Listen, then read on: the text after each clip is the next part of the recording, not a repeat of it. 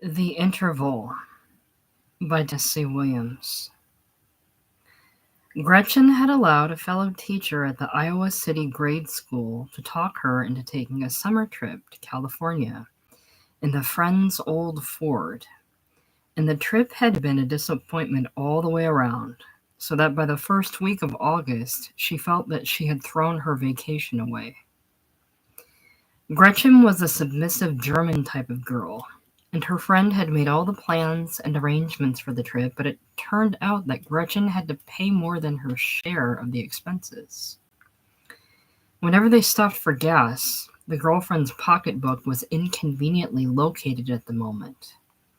It was under a pile of luggage on the back seat, and the same thing held true when they started off in the mornings. The girlfriend, Augusta, would hop in the Ford sedan first and would have a terrible time getting the engine to turn over. So she'd holler out to Gretchen, "Honey, you settle with the man for the cabin and I'll square it with you later." But it was always later, later.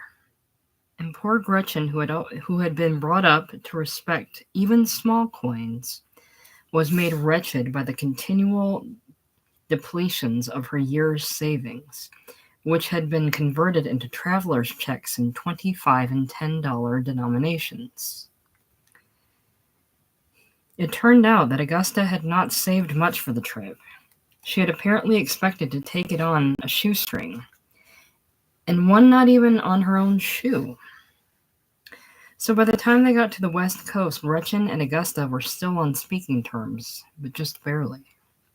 And it was creditable more to Gretchen's German patience than to anything Augusta said or did to give her companion some pleasure out of the trip.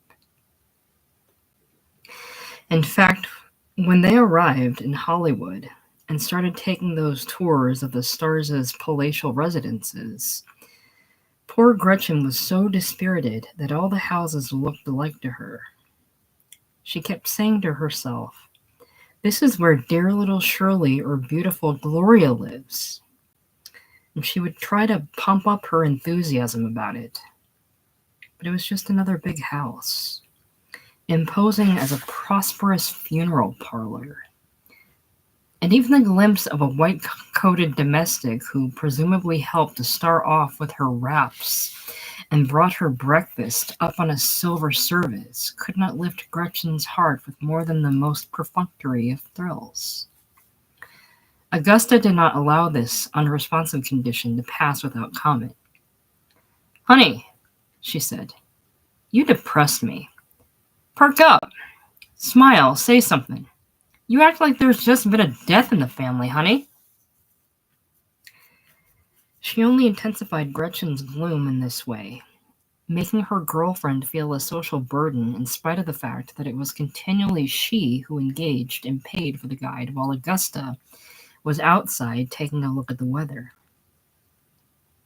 And every time they went out on one of those tours to Beverly Hills or Santa Monica, the girlfriend Augusta would give her short, piercing glances that made Gretchen blush, and follow it up with some little critical comment such as, "Honey, have you ever tried an astringent lotion on your throat at night?"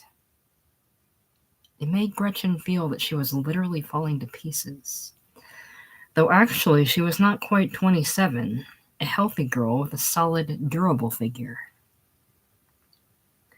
Gretchen had begun to plot ways of escaping from Augusta, some of them quite dramatic, such as secretly packing and slipping away at midnight. But Augusta was a skillful manipulator of many strings. Whenever it had come to the point when Gretchen might actually have executed some such plan, Augusta would suddenly turn on a great deal of charm. She would bubble with enthusiasm for some new plan. She would remember the name and address of some young professor at Southern Cal whom she was certain that Gretchen would adore. And Gretchen would hopefully wait around for this to fizzle out also. She had just about come to the end of the rope with Augusta when they finally made the move to Laguna Beach. "Honey, we're going to hobnob with the stars," she screamed at Gretchen when she came in one night from a round of the Strip with a newly annexed boyfriend whom Gretchen had not even been introduced to? Gretchen had been interrupted in the middle of secretly packing up for about the fourth time, but if Augusta noticed, she pretended not to. Carl knows Cary Grant and the crowd he runs around with, honey. It's all arranged. We're driving up to Laguna tomorrow morning. Isn't it dreamy? I can't believe it's true. So off they went to Laguna. Now Gretchen had always somewhat prided herself in private on having a really nice figure, and she hoped that this advantage would turn the tables a little. However, it didn't seem to work out that way. They got to Laguna Beach, all prepared for a plunge into glamour, but one of those vague upsets of plans had occurred. The wonderful beach house that somebody said Carl could use had just burned down, or blown up and been washed out by the tide. Anyway, there was no place to go but another small tourist cabin with twin beds touching each other. And the first thing Augusta did when they got there was yell at Gretchen, "Honey, you pay the first week and I'll pay the second." And before Gretchen could deliver the answer she had framed in her mind, Augusta had dashed off to pick up Carl at a club. It was only Augusta who had made the plunge into glamour, for her newly acquired sweetheart, who was named Carl Zerbst, had somehow come into the possession of a convertible Buick Roadster, which was all scarlet and chromium. It was the brightest thing possible to imagine. It had 6 horns each, of which made a different musical sound. Some days he had this car, and some days he didn't. And when he had it, he and Augusta would be in hysterically gay spirits. And when he didn't have it, when somebody named Sam had it, a person who was vaguely much older and vaguely pretty terrible in some way, he and Augusta would look as if the whole domestic and foreign situation had gone to pieces. However, it made no difference to Gretchen whether they had it or not, because she never got in it. There was always some excuse why she could not come along, but someone was going to come down from LA pretty soon. Carl had invited him down for Gretchen's sake, but there was a limit to what Gretchen could take in the way of such vague reassurances. Whenever the 4-wheeled phenomenon flashed by, she got a lump in her throat, even got one when she heard the distant music of its horns. Not because she really cared to be in it. She had begun to think it was hideous. It struck her like a blow in the face when she saw it. But she was miserably lonesome, not only in that little tourist cabin, but on the beach. The lump stayed in her throat all the time, and when she had to speak to Augusta about something, during the infrequent times that they were in the tourist cabin together, she would have such a choking sensation words wouldn't come out. As for the advantage of her nice figure, even this seemed to be totally discounted. The first time she got into her new bathing suit, Augusta gave her one of those critical glances and said to her, "Honey, you have been sitting down too much this year. Your hips are spreading." This may not have been true, but it completed the ruin of Gretchen's faith in herself. She felt herself heavy and awkward. She blushed when people glanced at her on the beach. On the beach, she was as lonely as she was in the tourist cabin. Nothing and no place was any good for her now, and Augusta was evidently having the time of her life with a boy named Carl and his several movie connections. So that was about the way things stood when Jimmy entered the picture at Laguna. Jimmy was one of those somewhat talented boys who from the age of 15 on are perpetually right on the verge of accomplishing something of a glamorous nature. Getting a part in a hit show, or going into the movies, or on the air. But it was always just on the verge and not over. His friends' belief and enthusiasm were sustained for quite a while on such an airy diet, but it began to wear out. The eagerness died gradually out of their voices when they said, "Jimmy has talent. Just got a letter from Jimmy on the West Coast, and what do you know? He's going to be signed to play opposite Hedy Lamarr in her next picture." But time enough had passed for him to arrive somewhere, to have made a dozen pictures with great stars. But he hadn't arrived anywhere but Laguna Beach, and you'd have to look quickly and closely to discern his prettily boyish features in one of the crowd-seen appearances he had made on the screen. He was 27 the summer that Gretchen met him, which was a rather advanced age for a boy of his type. He couldn't afford to get much older than that, for his hair was the sort that is gone soon after 30, and the boyish fullness of his face was soon to take on an omen of obesity. It may seem odd to harp on Jimmy's looks so, but his looks were just about all that he had to go on. He was loosely connected with the same crowd that Karl Zerbst was, only he never had even the loan of such a flashy conveyance as Karl Zerbst had. Nevertheless, he seemed to be well enough liked. He cut quite a figure at Mona's, which was the place outside of Laguna where fun lovers went when the sun had withdrawn from the beach. He could be counted on for the quick and right answer, and he fitted in quite acceptably with both crowds.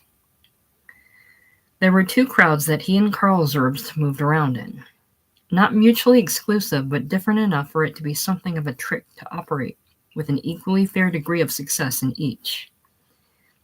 In the afternoons, you could always find Jimmy playing volleyball on the beach with a number of other bright and anonymous young fellows of the sort that abounded on Southern California beaches before the war started, and during the years there was so much unemployment. Jimmy had on sky-blue trunks of a satiny finish that spun the sun when he leapt and shouted. He cut fantastic capers, asserting himself all over whatever place he was in, giving nobody a moment's chance to ignore him. The trouble was that nearly all of the others did the same thing, so that sometimes it was as if each was performing in a separate ring, possibly in a translucent glass sphere of some kind. The rule of the game was to seem to be part of the others, but each was translucently walled away from the rest by his self-absorbed brightness. Nearly each one had his talent and his good looks, the act that he could put on, the gaiety and the good times that his youth called for. But these were not stable commodities. They were not to be counted on for more than 5 summers, or 3 summers, or even 2. And having a thing in your grasp that dissolves without ceasing makes for an acid brew to the roots of the heart. This acid is kept down there for a certain time only, and then it begins to rise and appear on the surface. It changes the prettiest face in a frightening manner, showing up in the eyes and around the mouth, affecting even the voice. A shocking anomaly when the wolf's eyes begin to peer out of the lamb's soft face. Ridiculous, and too awful to think about. The meeting with Jimmy came about in this way. Jimmy was worried about his scalp condition. He had been warned that salt water dried the scalp and contributed to baldness, so he did not go in the water in the presence of others. He had bought a rubber swimming cap, which he carried up the beach with him to a secluded spot, where he could put it on unobserved and take a swim by himself. For he felt that a man wearing a swimming cap was somewhat ludicrous looking, and not in the bright tradition. Now on this afternoon that he met Gretchen, the volleyball game had broken up a little before sundown, and he had started up the beach for his solitary swim when he noticed that the girl who had been watching him all afternoon with lonely eyes was a little way up ahead of him, walking disconsolately in the same direction as he. He was not a boy who wasted much thought on others, but those who said that Jimmy had a good heart were right about it. It pleased him to think that his charm was something that could be used to bring sunlight to dark places. So when he noticed this lonely girl ahead of him on the beach, he overtook her and started a conversation. Gretchen was so grateful she made no effort to hide it. The desire for real companionship had been thwarted for 2 months since the California trip started, and this was the first release. She found herself chattering as freely as Augusta, and all at once, the conviction that she had a nice figure returned. Her simplicity and his boyish high spirits got them along quite easily together. He wasn't ashamed to put on the swimming cap in Gretchen's presence. He put it on, and they went in swimming together. The big waves knocked them over each other, against and around each other, and Gretchen's excitement gave her a glow that more than made up for the imperfections of her form and features. And if Jimmy had declined somewhat from the meridian of his beauty, it was not in Gretchen's eyes enough to notice. Jimmy was the type that cuts up with girls but doesn't make any passes. There had been a few embarrassed chapters in his life of the sort that a sophisticated person would guess from something barely visible about him. He would never be definite about such a thing as that. It was like his talent and his thinning blonde hair and everything else in his ephemeral makeup. He was well liked by girls and got along with them fine in the presence of others. But when alone with a girl, he was less at ease. It was usually something that he tried to avoid. And so he was somewhat surprised and pleased with himself when, at the suggestion of a particularly big wave, he found himself and the girl in a juxtaposition, more definite than he had planned. And he didn't get up, and she didn't try to either. It was a lovely sunset, exactly the sort of the pulp romance illustrations. And somebody's portable radio on the other side of the rocks played all the most melting tunes, such as Melancholy Baby, Kiss Me Again, and It's Only a Paper Moon. The first year of their marriage, they stayed in California, and the brief spurt of manly assurance that being married gave Jimmy served him well for a while. He got a little extra work in the movies, and she gave private instruction to movie people's kids in Beverly Hills. Jimmy met a young fellow who was supposed to be a rising star on the lot. Their lives were briefly lit by his terrible glamour. But it turned out to be a disadvantage, for the rising young star was suddenly disgraced somehow or other, and Jimmy was included in the dismissal. There was no more extra work to be had, and the manly assurance petered out of Jimmy, and he began to lie around the apartment in shorts, or his pale blue bathrobe, not even much caring to go to the beach anymore. She was so in love with him by this time, for hers was the sort of devotion that can't stop growing, that nothing he did caused her anything worse than perplexity or sorrow. That is to say that she never flew into rages or hit him over the head with the kitchen stove, as she would have been thoroughly justified in doing, particularly after the ex-rising star of the studio began to use their apartment as social and business headquarters, and even took to sleeping there when he got put out of the Beverly Wilshire Hotel. She was so in love with Jimmy that he could almost convince her that Bobby was a nice boy. She only felt sorrow and perplexity when Bobby, stinking with liquor, fell in their bedroom at 3 a.m. and had to be put to bed on the other side of Jimmy, because you couldn't just leave him lying there on the floor in his stupefied condition. So the California interval petered out, and they returned disconsolately to Dubuque. The war having started, and Jimmy involved with his draft board. But Jimmy had a talk with the doctors, and it was mutually and amicably agreed that his temperament was not just right for the Army, and he got out of it. He went into one of the local defense plants, and by this time the fact that Jimmy had talent, or had had talent, was universally forgotten and ignored. It was now a living faith only to Jimmy and Gretchen. To Gretchen, the living faith was Jimmy himself, who could do nothing wrong, but who could make little mistakes, who could be misled by wrong people because of his trusting nature, and who was just too naturally sweet to be safe in a world of people who have no respect for the finer things anymore. He was 29, and he hadn't changed much from the summer that she met him in Laguna, but just enough to make all the difference in the world with somebody of his pretty boy baby face type. He was a pretty boy who wasn't very pretty anymore, and although he only weighed about 165 pounds, which wasn't too much for his 5 feet and 7 inches, he nevertheless looked rather pudgy in clothes that weren't carefully tailored. Somebody down at the defense plant had mortified him to death by calling him Piggy for a nickname. It wasn't fair to call him that. He did have a very short, turned-up nose and a round face so that he looked like one of those pretty little pigs in colored cartoons.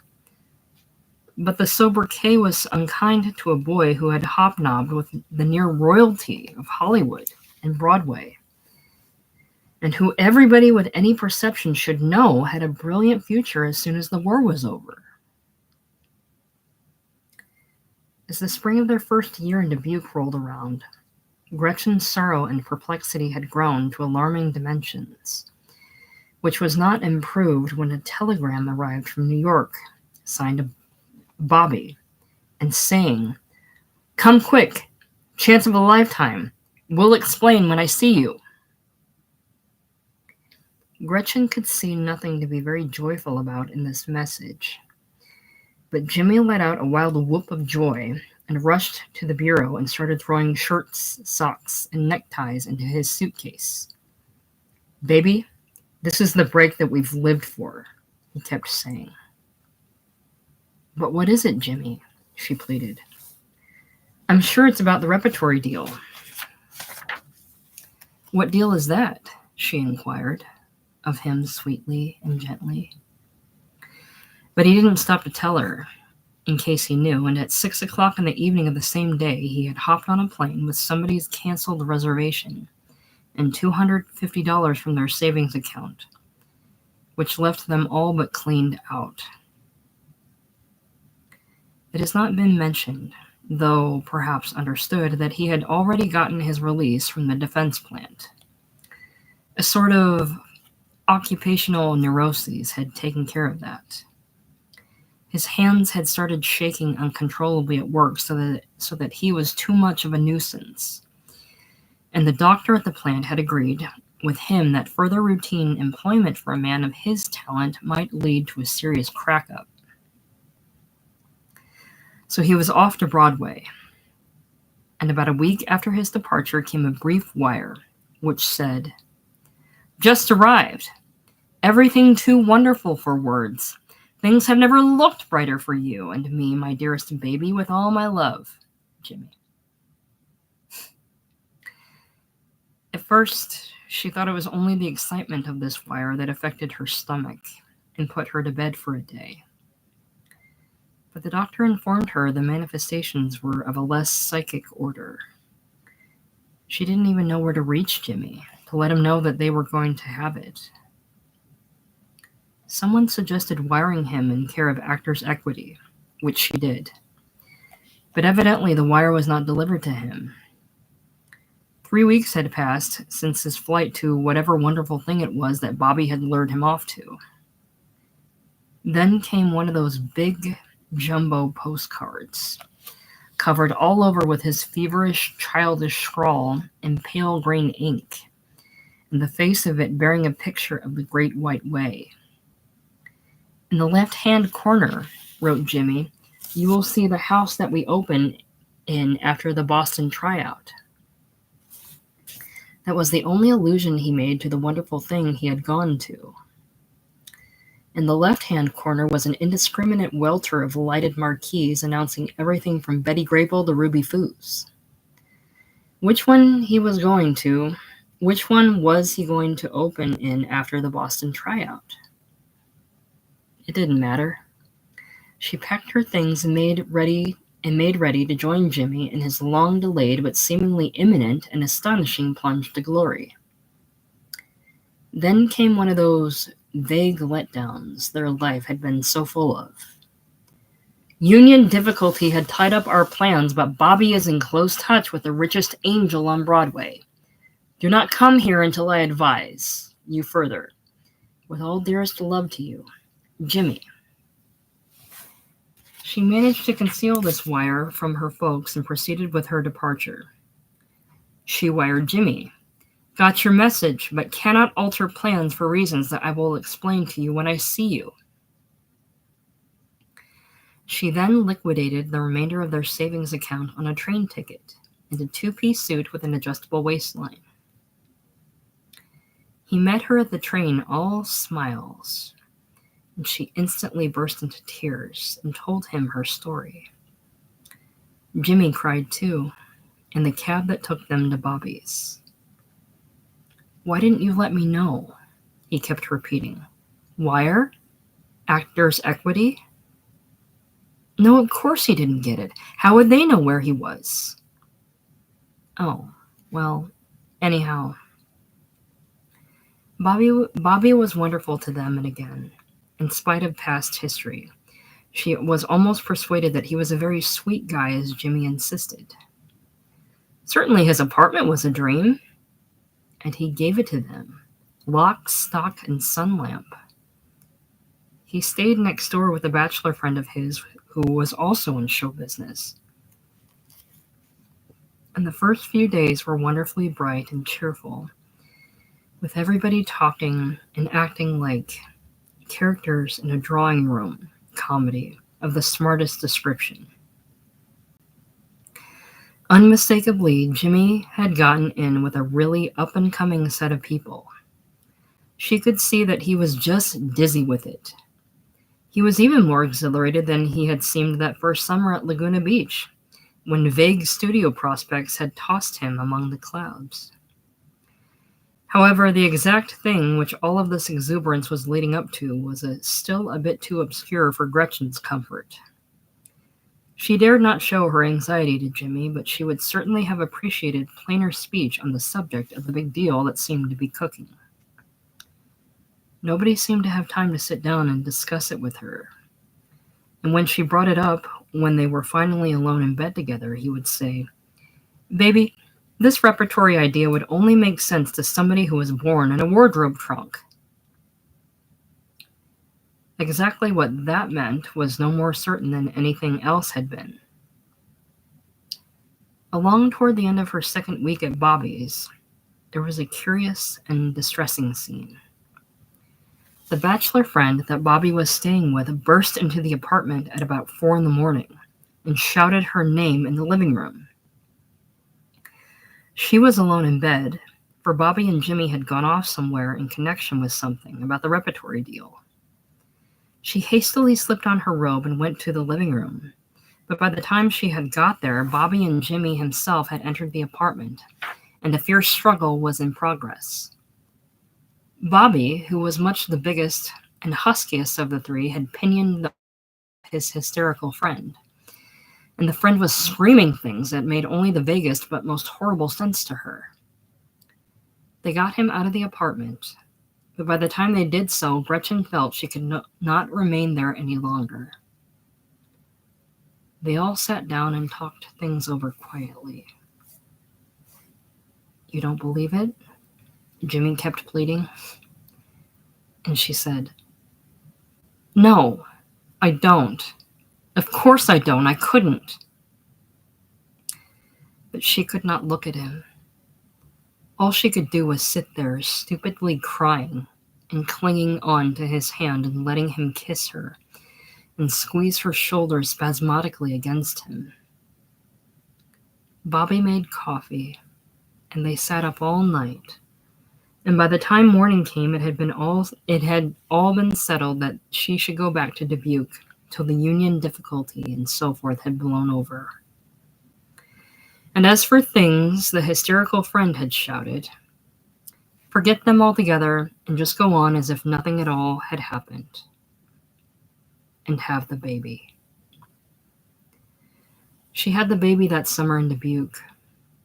And when fall came, she went back to teaching again. And she and the baby lived in the home of her parents.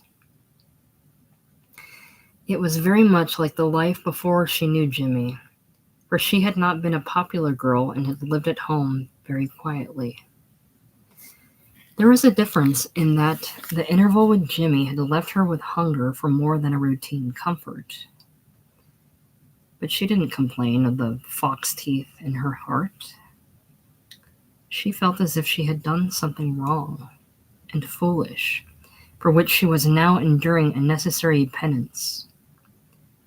She was patient at teaching and studied at night and thought that maybe that summer she'd be with Jimmy somewhere, in the East or at home. And being somewhat enlightened, a bit less confused, it might be possible to continue their life on a more realistic basis. Having the son had meant very little at first because she was still so absorbed in the lack of Jimmy. It was perhaps foolish of her to want the child to be like him, but she did, and was pleased that its eyes stayed blue and its hair showed no sign of getting any darker. It seemed to have a light nature the same as Jimmy, and she was certain that it was exhibiting signs of Jimmy's talent. It laughed before it could talk, and the laugh was like Jimmy's, sudden and unimaginably charming as his was, or had been when they had first met at Laguna. The truth of it was that the wayward Jimmy the First was undergoing a very wonderful metamorphosis in the mind of his wife. He was becoming a pearl in the shell of her recollection. She was seeing him more and more as he was on the beach that summer at Laguna, in the wonderful sparkling blue trunks, leaping into the air with bursts of laughter among those anonymous bright young men who ignored her. It seemed as if he had gone right up in one of those skyward leaps and never come back to the earth, which was in a sense precisely what Jimmy had done. On a descending scale of enthusiasm, the messages about the repertory deal that was cooking in New York continued to reach her. But they became vaguer than ever, and the lapses between them were longer. And then one day came an ordinary government-stamped postcard, not even graced with a picture of lighted marquees. It was not at all like Jimmy. She thought wildly for a moment that Bobby must have written it, or one of those others whom she had never trusted in spite of Jimmy's insistence that they were so nice. Certainly one thing after another had blown up, and they had witnessed and experienced and tacitly admitted the blowing up of them. But here was the message purportedly from Jimmy. The repertory deal had gone up in smoke like everything else in my life. I have disappointed you and disappointed myself and everyone else who ever had any faith in me. There is nothing left to believe in and nothing to hope for except that you will forget me. With all my love, Jimmy. Surely it was a forged document, or something that Bobby dictated and forced him to write with a revolver pressed to his temple. The ink was pale green, and the handwriting, childishly crooked, could only be Jimmy's. In a few days, some word would come to refute it. Some jubilant contradiction would surely follow. She waited, and while she waited, went patiently on with her untheatrical life. But no more messages came from the wayward Jimmy, and the hope he expressed in the last one was slow to come true. October 1945, not previously published.